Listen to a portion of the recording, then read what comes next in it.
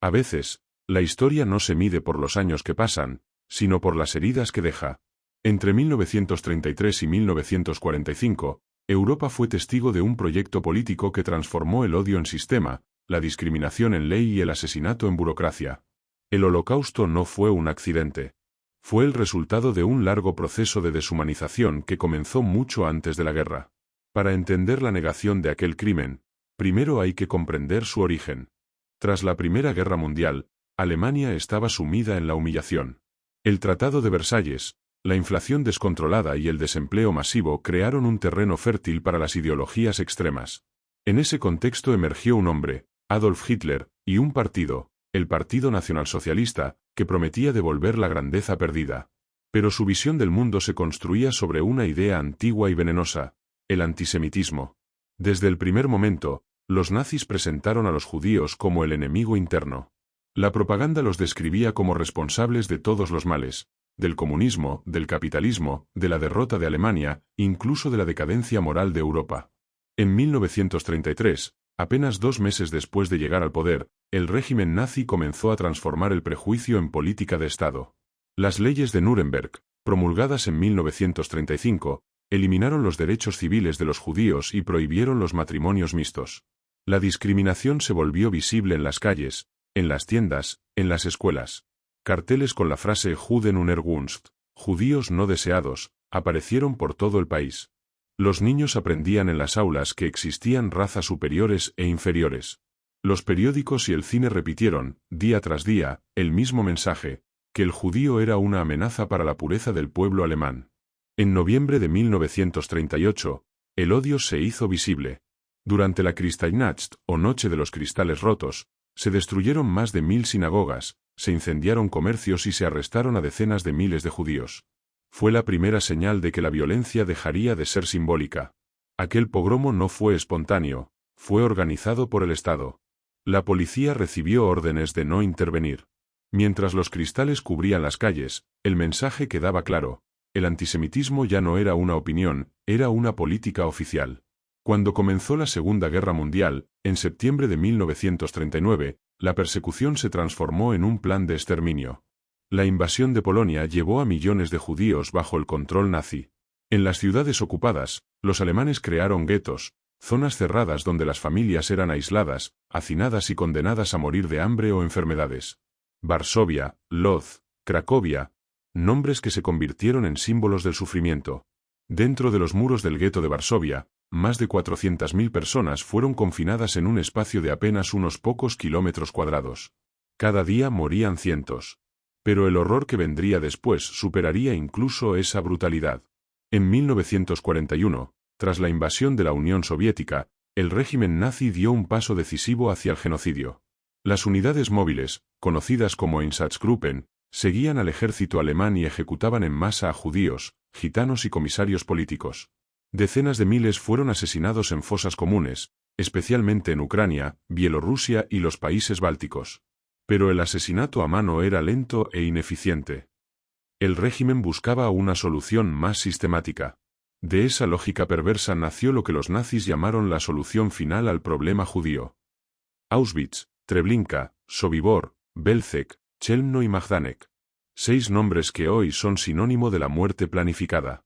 En estos campos, el asesinato se convirtió en un proceso industrial.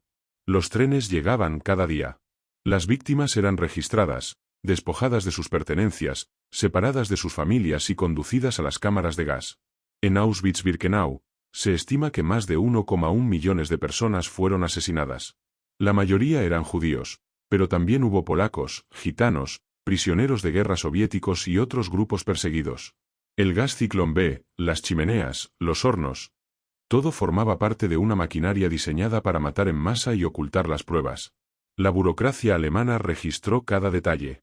Existían formularios, cuotas, reportes diarios de transporte. El genocidio se llevó a cabo con una precisión administrativa escalofriante. Los verdugos no eran monstruos míticos, eran funcionarios, ingenieros, médicos, contadores.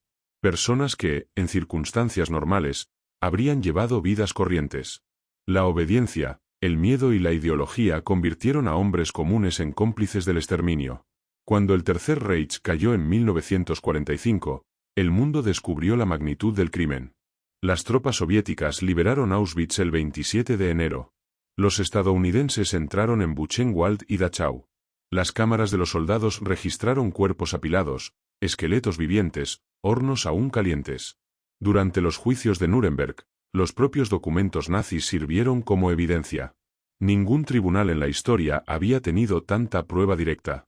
Por eso, en 1946, el fiscal estadounidense Robert Jackson dijo ante los jueces: "El crimen del que hablamos no es hipotético. Está documentado con la propia tinta de los asesinos. El Holocausto dejó una herida profunda en la humanidad. Más de 6 millones de judíos fueron asesinados, junto con millones de civiles de otras nacionalidades. Sus nombres, sus vidas, sus rostros, quedaron grabados en fotografías, diarios y testimonios. Y sin embargo, con el paso del tiempo, la memoria se volvió frágil. La distancia entre los hechos y las nuevas generaciones abrió el espacio para la duda, la manipulación y la mentira. Este es el punto donde la historia se encuentra con su sombra. Cuando lo real comienza a ser negado, y el silencio amenaza con reemplazar a la verdad. Recordar no es solo mirar al pasado. Es una forma de resistencia. Porque cada vez que alguien niega lo que ocurrió, intenta matar de nuevo, no a las víctimas, sino a la verdad. Los primeros negadores, 1945, 1970. Cuando las bombas dejaron de caer y los ejércitos regresaron a sus países, Europa quedó en silencio. Las ruinas cubrían ciudades enteras. Las cicatrices no estaban solo en las paredes, sino en la conciencia colectiva.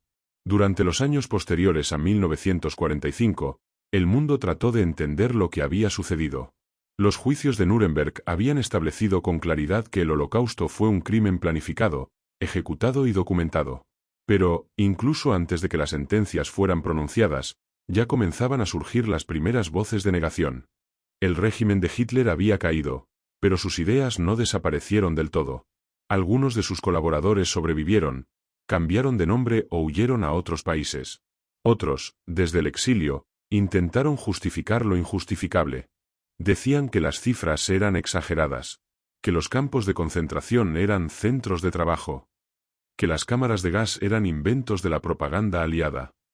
Esa fue la semilla del negacionismo, la idea de que la verdad podía relativizarse si se repetía una mentira el tiempo suficiente. En los años 50, Alemania se reconstruía sobre las ruinas del Reich. La prioridad era levantar una nación nueva, moderna, democrática. Pero en ese proceso, muchos preferían no hablar del pasado. La palabra holocausto ni siquiera era común. Se hablaba de la guerra, el nazismo, los años difíciles. El silencio se convirtió en una forma de supervivencia. En ese vacío de memoria, algunos aprovecharon para reescribir la historia.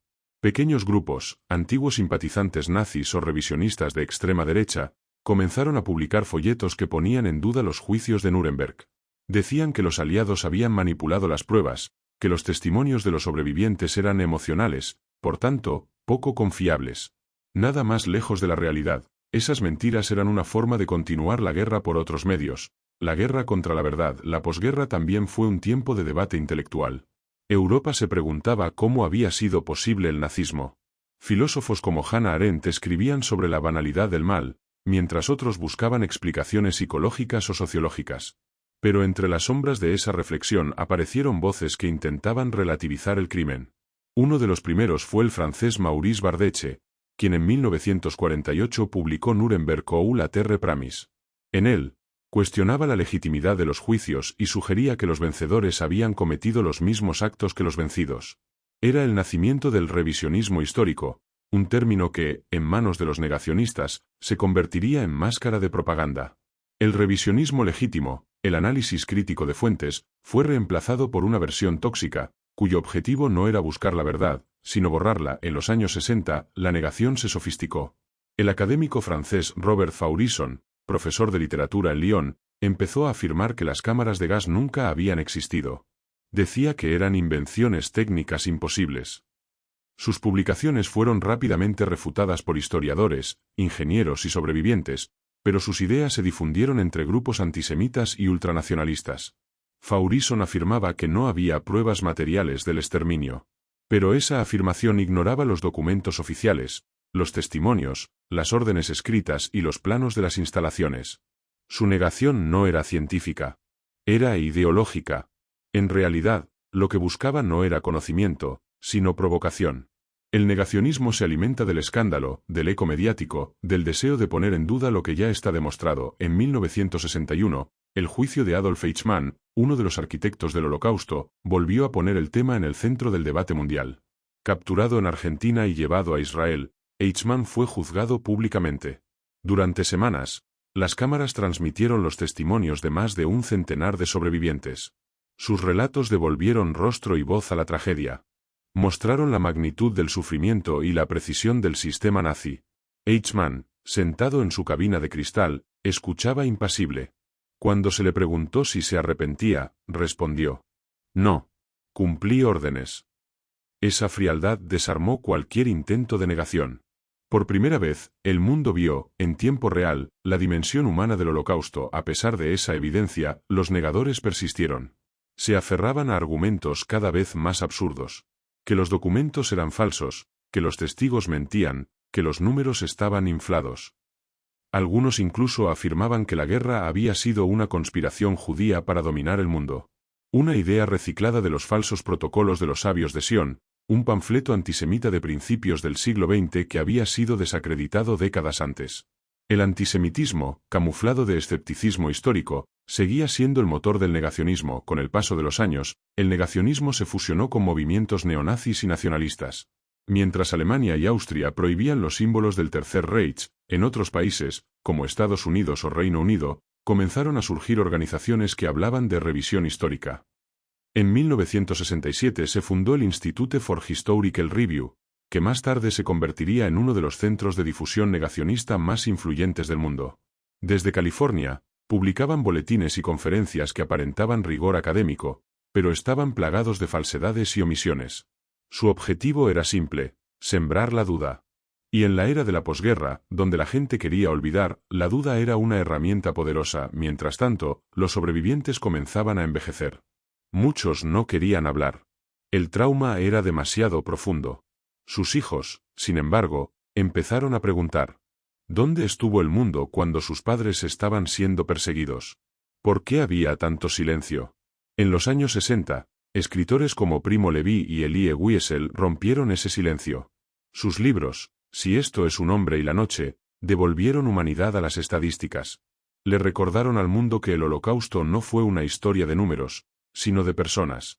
Frente al olvido y la negación, la literatura y la memoria se convirtieron en resistencia. En esos años de reconstrucción y silencio, la negación encontró su primera oportunidad. Aprovechó el cansancio de una Europa que quería mirar hacia adelante. Pero la historia, tarde o temprano, siempre vuelve a reclamar la verdad. Y cuando el eco de la negación se hizo más fuerte, nuevas voces, las de los testigos, los académicos y los jueces, se preparaban para responder. Porque negar no solo es mentir. Es traicionar la memoria de quienes no pudieron contar su historia. La historia se sostiene sobre pruebas.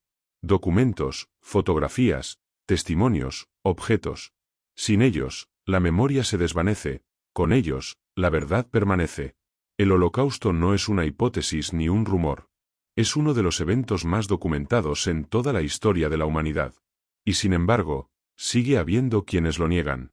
Por eso, este capítulo no busca convencer, busca mostrar. En los depósitos del Museo del Holocausto de Washington se conservan millones de documentos originales. Cartas, órdenes militares, registros de transporte, inventarios de pertenencias confiscadas. Cada hoja es una pieza de evidencia, una ventana a la lógica perversa del genocidio. Una orden firmada por Heinrich Himmler. Una lista de deportación con 1003 nombres, enviada desde París a Auschwitz en julio de 1942. Un telegrama con la frase codificada Judenfrage Endlösung bestätigt. La cuestión judía, solución final confirmada. Son fragmentos fríos de una maquinaria precisa. El lenguaje burocrático nazi transformó el asesinato en administración. Palabras como evacuación, reubicación o tratamiento especial ocultaban la realidad detrás de la retórica. Pero las pruebas hablan por sí solas. Entre 1942 y 1945, los alemanes deportaron a más de 5 millones de personas en trenes hacia los campos de exterminio del este. Cada tren era registrado con hora de salida, número de vagones, cantidad de prisioneros y destino final. Uno de los documentos más impactantes es el informe Hoffle, descubierto en 2000 en los archivos británicos. Fue una comunicación interna de las SS, enviada en enero de 1943, que detallaba el número exacto de judíos asesinados hasta esa fecha en 4 campos. 434.508 en Belzec. Octubre de 1370 en Sobibor. 713.555 en Treblinka. 24.733 en Lublin-Majdanek. En total, 1.274.166 personas. Y ese era solo el balance parcial de un año. Un informe contable del exterminio, los juicios de Nuremberg marcaron un punto sin retorno en la historia del derecho internacional. Por primera vez, un tribunal juzgaba no solo a individuos, sino a un sistema entero. Durante meses, los fiscales aliados presentaron pruebas irrefutables. Filmaciones tomadas por los propios soldados al liberar los campos, documentos oficiales del Reich, testimonios de oficiales nazis. El comandante Rudolf Voss, responsable de Auschwitz, testificó con una serenidad escalofriante. Yo supervisé personalmente la exterminación de 2,5 millones de personas mediante gas en Auschwitz. Su declaración, escrita y firmada, fue una de las pruebas más contundentes del juicio. Y no era un testimonio aislado. Decenas de oficiales confirmaron la existencia de las cámaras de gas y describieron con detalle su funcionamiento. En 1945, los soviéticos confiscaron los planos arquitectónicos originales de Auschwitz-Birkenau. Diseñados por la Oficina Central de Construcción de las SS, mostraban el trazado de los barracones, las rampas de desembarco y las cámaras de gas con sistemas de ventilación y conductos de ciclón B. En los archivos de Moscú, estos planos se conservaron durante décadas antes de ser digitalizados y analizados por historiadores. Su autenticidad fue verificada por múltiples expertos independientes. Las cámaras de gas no son una invención aliada, como sostienen los negadores.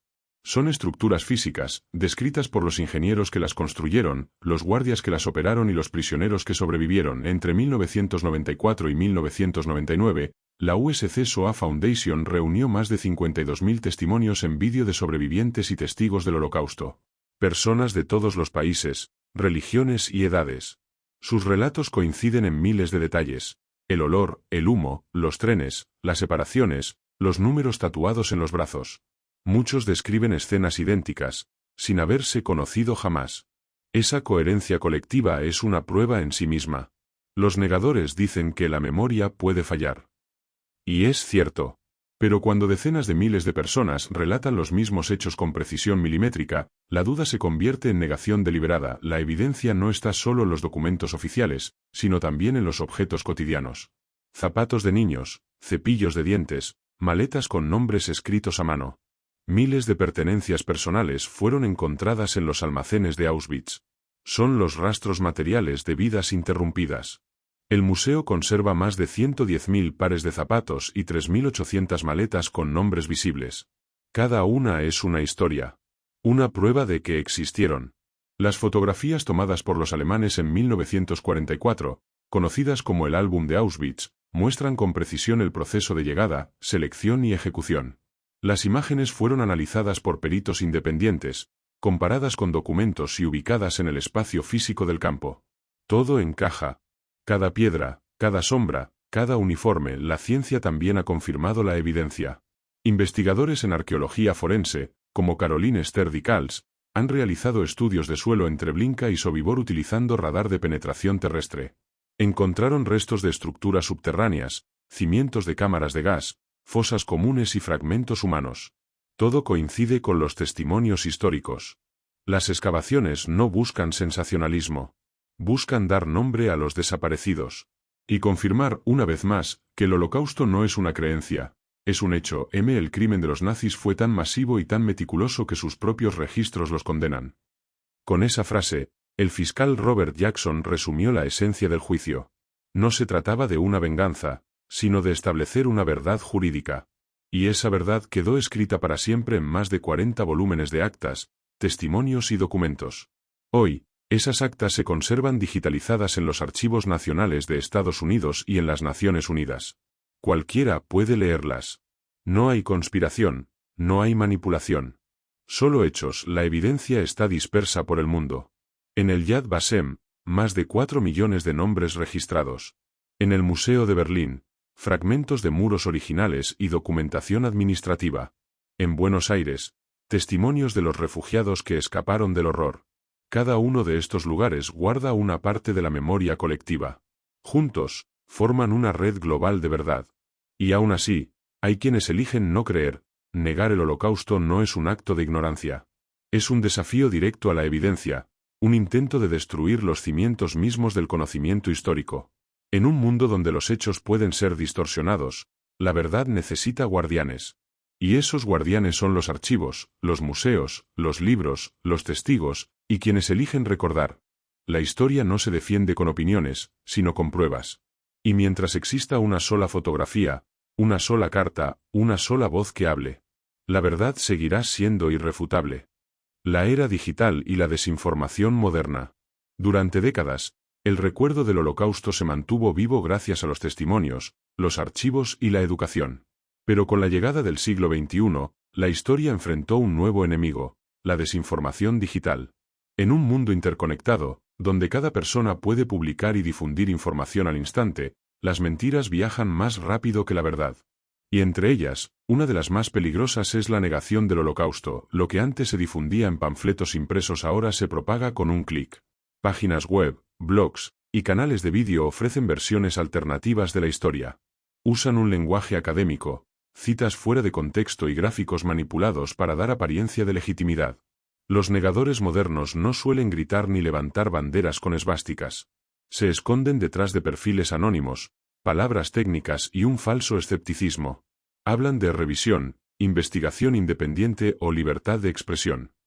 Pero su objetivo es el mismo que en los años 50, sembrar la duda y debilitar la memoria. En plataformas como YouTube, Facebook o X, antes Twitter, la información fluye sin filtro. Los algoritmos no distinguen verdad de mentira, solo priorizan lo que genera más interacción. Y la negación del Holocausto, como toda teoría conspirativa, provoca indignación, curiosidad y debate. Eso la hace rentable. Un informe de 2019 del Instituto para el Diálogo Estratégico de Londres identificó más de 200 canales y grupos activos dedicados a difundir desinformación sobre el Holocausto. Algunos con cientos de miles de seguidores. Vídeos que mezclan imágenes reales con narrativas falsas. Textos que reinterpretan los hechos con un lenguaje cuidadosamente escogido para confundir. El historiador británico Deborah Lipstadt, que enfrentó en los tribunales al negador David Irving, explica: la negación no se basa en desconocimiento, sino en intención.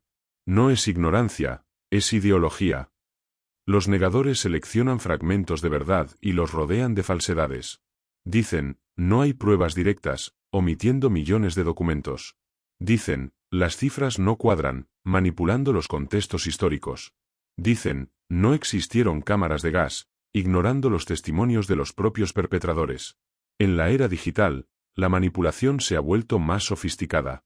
Ya no es necesario inventar una historia entera, basta con distorsionar una parte. La negación del Holocausto se entrelaza ahora con otros discursos de odio. El antisemitismo, el negacionismo climático, las teorías sobre élites globales. Todo forma parte de un ecosistema que busca reemplazar los hechos con emociones. Las palabras se convierten en armas. Las mentiras se repiten hasta que parecen verdades. Y los algoritmos hacen el resto. El fenómeno tiene un nombre: posverdad. Un tiempo donde los hechos importan menos que las creencias. Donde la emoción pesa más que la evidencia. Mientras tanto, el Holocausto se ha convertido también en un símbolo mediático. Fotografías, películas, series. La memoria colectiva se ha fragmentado entre la historia y la cultura popular. Esa exposición, aunque necesaria, también genera una paradoja. A medida que más personas conocen el Holocausto, menos lo entienden en profundidad. Y en ese espacio de superficialidad, la negación encuentra terreno fértil. Un comentario anónimo en un foro puede alcanzar millones de vistas. Una frase negacionista, disfrazada de duda, puede recorrer el mundo en segundos. Frente a esa marea de desinformación, los sobrevivientes han tomado la palabra una vez más. Personas que hoy superan los 90 años se conectan a videollamadas, conferencias y escuelas virtuales. Algunos lo hacen desde hospitales o residencias, conscientes de que su tiempo se acaba. Uno de ellos, Roman Kent, dijo en 2019: cuando los testigos desaparezcan, la historia quedará en manos de los que nunca estuvieron allí. Esa es la amenaza real del siglo XXI. La transición de la memoria viva a la memoria digital. Y la memoria digital puede ser manipulada. Para combatir este fenómeno, muchos países han actualizado sus leyes. Alemania, Francia, Austria, España y varios estados latinoamericanos penalizan la negación pública del Holocausto. No como censura, sino como defensa de la verdad histórica. En 2021, el Parlamento Europeo declaró que la negación del Holocausto es una forma moderna de antisemitismo. Las plataformas digitales, presionadas por organizaciones como la UNESCO y el Congreso Judío Mundial, comenzaron a eliminar contenido negacionista. Pero la batalla no se gana con algoritmos. Se gana con educación. Hoy, nuevas generaciones aprenden sobre el Holocausto no a través de libros, sino de pantallas. Museos digitales, experiencias en realidad aumentada, recorridos virtuales por Auschwitz. El desafío es enorme. ¿Cómo enseñar la verdad en un mundo donde todo puede parecer opinión? Algunos educadores lo han entendido. Usan las mismas herramientas del siglo XXI, vídeo, redes sociales, narrativas audiovisuales, para enseñar la historia real. Porque la memoria también puede adaptarse. Y mientras lo haga, sobrevivirá. El combate entre la verdad y la mentira ya no se libra en los campos de batalla, sino en los servidores. Las nuevas armas no son fusiles, sino palabras, imágenes y algoritmos. Negar el Holocausto hoy no requiere uniformes ni mítines, solo un teclado y un público dispuesto a creer. Por eso, la responsabilidad no recae solo en los gobiernos o las instituciones, sino también en cada uno de nosotros. En la era digital, recordar no es solo mirar atrás. Es aprender a distinguir la verdad entre el ruido.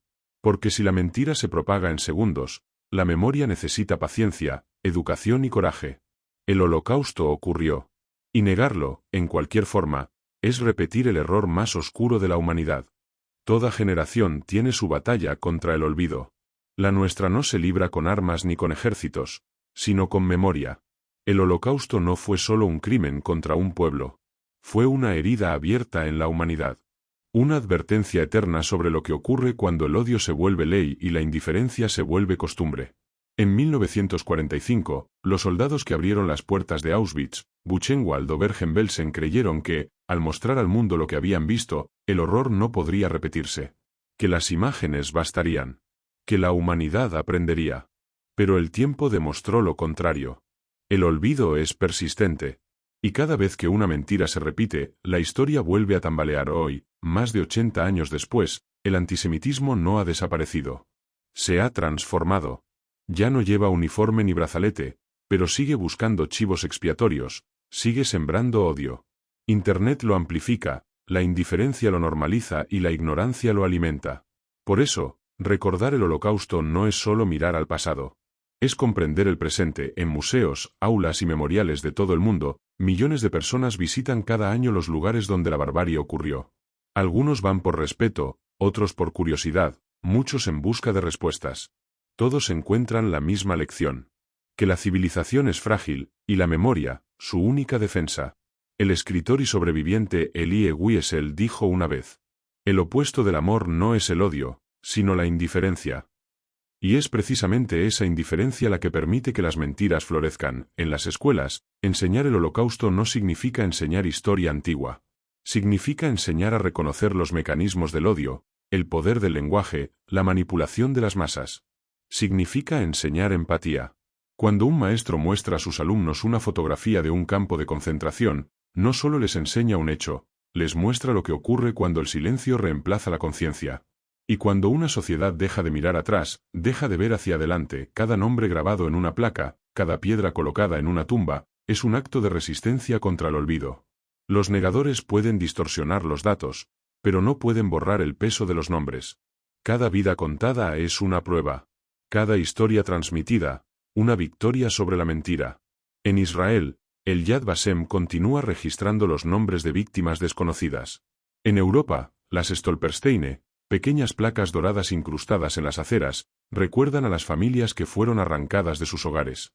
Y en América Latina, descendientes de refugiados mantienen viva la historia de aquellos que sobrevivieron cruzando océanos. La memoria no pertenece a un país. Es patrimonio de la humanidad. A lo largo de las décadas, los tribunales, los historiadores y las comunidades han demostrado una y otra vez que el Holocausto ocurrió. Las pruebas son abrumadoras. Pero más allá de la evidencia, está la ética. La verdad no se defiende solo con documentos. Se defiende con voluntad. Con la decisión de no aceptar la mentira, incluso cuando resulta más cómoda. Hoy, en la era digital, la memoria necesita nuevas herramientas. Las redes sociales, los documentales, los proyectos interactivos, son parte del nuevo campo de batalla. Cada vídeo, cada publicación, cada palabra compartida con responsabilidad contribuye a construir una resistencia frente a la desinformación. Los jóvenes que nacieron en el siglo XXI no conocieron a los sobrevivientes, pero pueden escuchar sus voces grabadas, ver sus rostros digitalizados, caminar virtualmente por los lugares donde vivieron. La tecnología que se usa para mentir también puede servir para preservar. Depende de nosotros cómo se use. Negar el Holocausto es negar la humanidad. Es renunciar a la compasión, al conocimiento, a la verdad. Y cuando la verdad desaparece, todo lo demás se derrumba con ella. Por eso, cada vez que alguien enciende una vela, pronuncia un nombre o enseña una historia, está reparando un fragmento del mundo. La verdad no necesita defenderse del tiempo. Solo del olvido. El Holocausto ocurrió. Fue real. Está probado, registrado y recordado. Negarlo es volver a encender las sombras. Recordarlo es mantener la luz encendida. Y mientras alguien conserve en su memoria la historia de los que no pudieron hablar, el silencio nunca vencerá a la verdad.